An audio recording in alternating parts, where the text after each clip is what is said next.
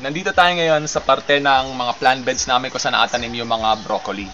Makikita nyo, marami na kami na harvest dito. Tinira lang namin yung mga broccoli na nagbubulaklak pa lang.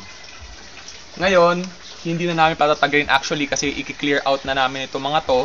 Kakainin namin, i-harvest namin yung mga bulaklak para pagtamnan siya ng bagu beans.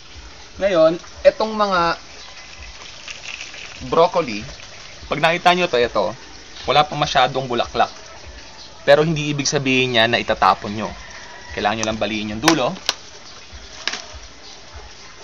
Tanggalin yung mga dahon.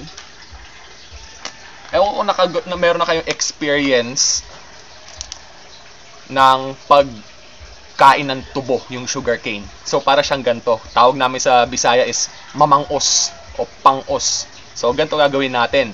Tatanggalin yung balat.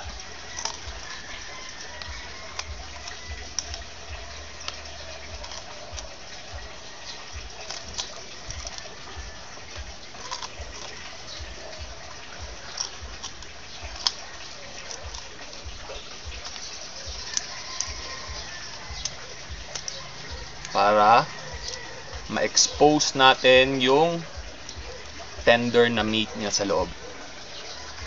Alam yung gagawin natin dito? It's like candy. Matamis.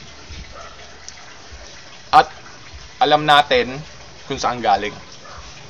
Ito hindi advisable gawin sa mga broccoli na nabibili niya sa supermarket kasi di natin alam kung anong mga binuga dyan ng mga chemical fertilizers or pesticides na masama para sa inyo.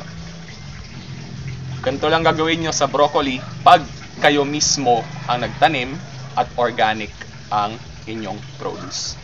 Cheers!